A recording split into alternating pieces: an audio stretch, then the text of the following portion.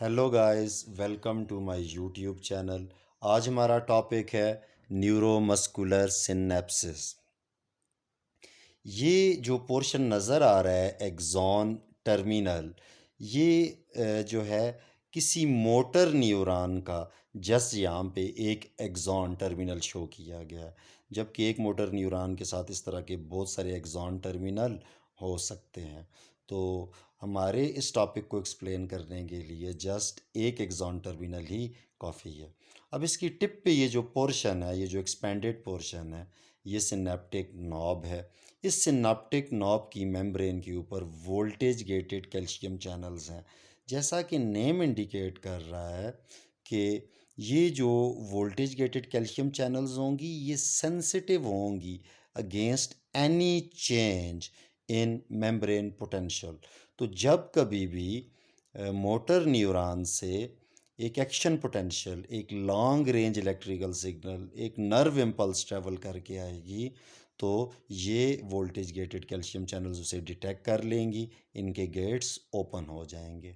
तो इस कंडीशन में एक्स्ट्रा सेलुलर फ्लूइड से कैल्शियम का इनफ्लक्स हो जाएगा टूवर्ड्स इनसाइड। जब कैल्शियम का इनफ्लक्स होगा इनटू द सिनेप्टिक नॉब, तो सिनेप्टिक वेसिकल्स मेम्ब्रेन्स के साथ फ्यूज़ करेंगे, तो जो इनके अंदर न्यूरोट्रांसमीटर है उसकी एक्सोसाइटोसिस हो जाएगी। तो न्यूरोमस्कुलर सिनेप्सिस में जो न्यूरोट्रांसमीटर होता है वो है acetylcholine. Acetylcholine acetyl coenzyme A और कोलीन के कम्बिनेशन से बनता है। जो एंजाइम एसिटाइल कोएंजाइम ए और कोलीन को कंबाइन करवाता है उसे कोलिन एसिटाइल ट्रांसफरेज कहा जाता है। जब एसिटाइल कोलीन एक्सोसाइटोसिस से रिलीज़ हो जाएगा, तो जो यहाँ पे स्केलेटल मसल्स हैं, इनकी मेम्ब्रेन के ऊपर इनके रिसेप्टर्स होते हैं। अब ये जो रिसेप्टर्स हैं स्केलेटल मसल के केस में, इन्हें जो है निकोटिनिक रिसेप्टर्स कहा जाता है, क्योंकि निकोटीन भी इनके साथ जो है कंबाइन कर सकता है।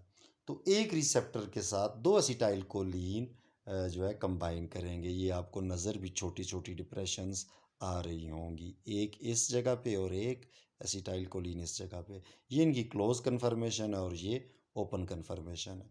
तो जब एक रिसेप्टर के साथ दो एसिटाइल कोलीन के मालिक्यूल्स अटैच हो जाते हैं, तो ये जो निकोटिनिक रिसेप्टर्स हैं ये ओपन हो जाएंगे। वैसे एसिटाइल कोलीन के रिसेप्टर्स को कोलिनर्जिक रिसेप्टर्स कहा जाता है, जिनकी दो कैटेगरीज होती हैं, एक निकोटिनिक रिसेप्टर्स और एक मस्करेनिक रिसेप्टर्स।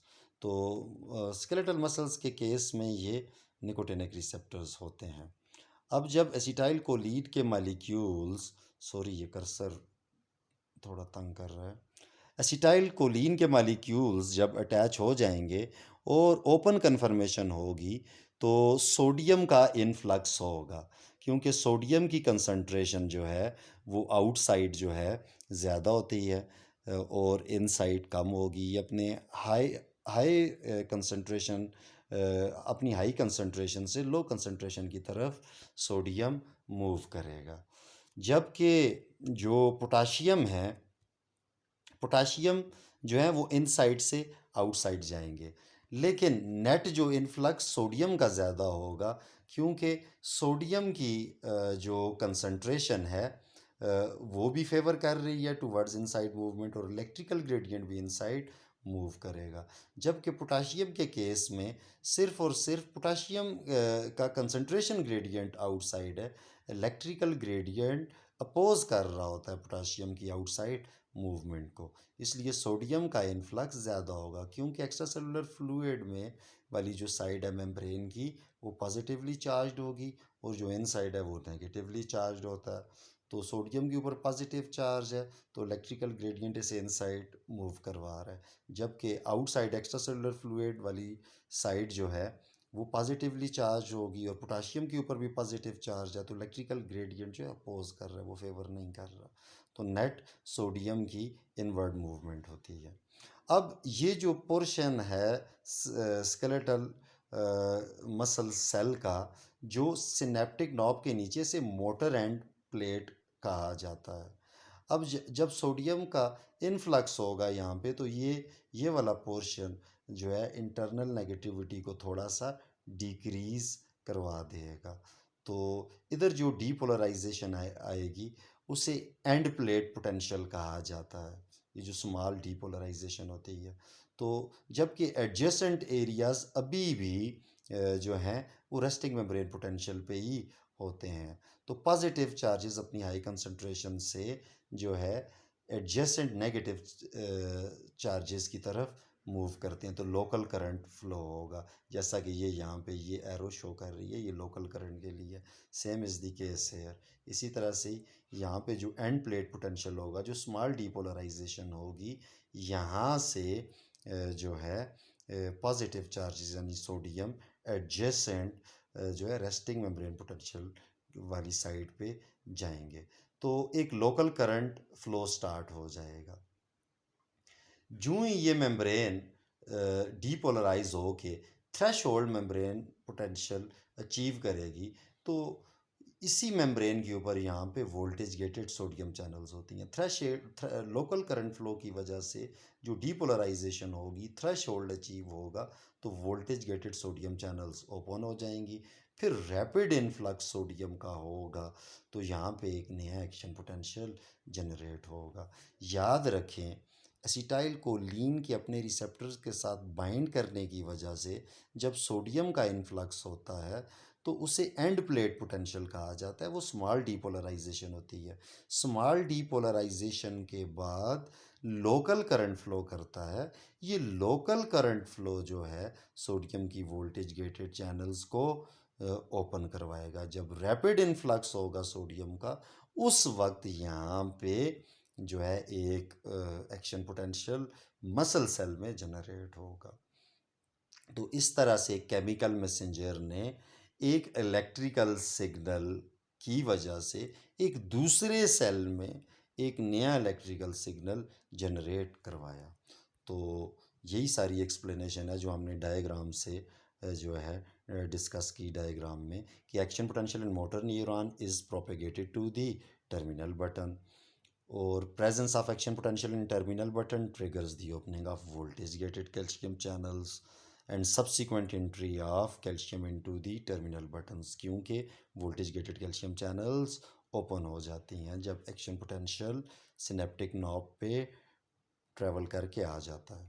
अब कैल्शियम जब कैल्शियम एंटर हो जाएगा, तो calcium triggers the release of acetylcholine by exocytosis from portion of vesicles.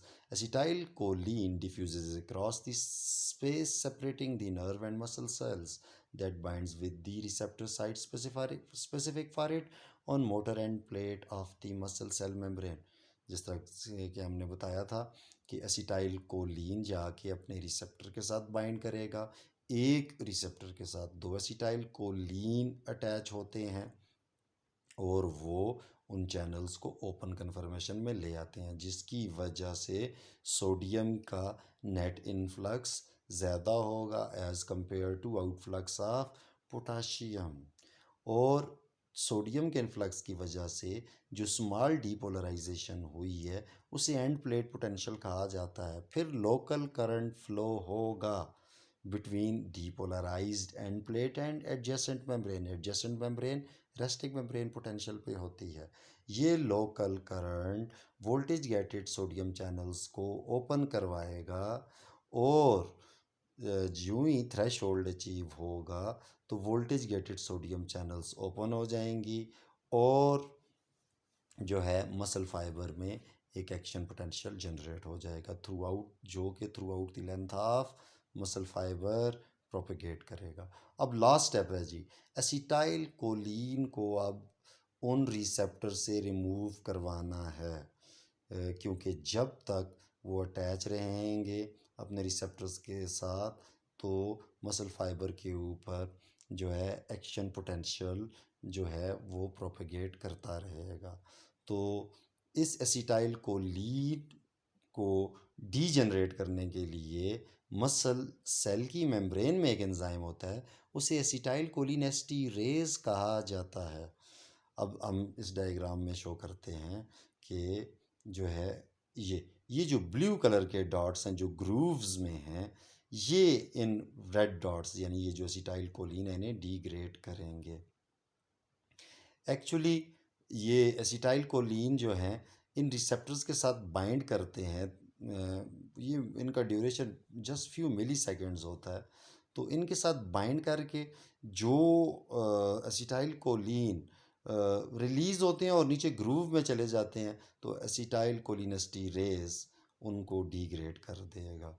ये किस्म की रिसाइकलिंग होती है, और जो इसकी डिग्रेडेशन से कंपाउंड्स होंगे वो वापस जाके पैकेज हो के जो है उनकी पैकेजिंग होगी और फिर दोबारा से जो है सिनेप्टिक वेसिकल्स में स्टोर हो जाएंगे।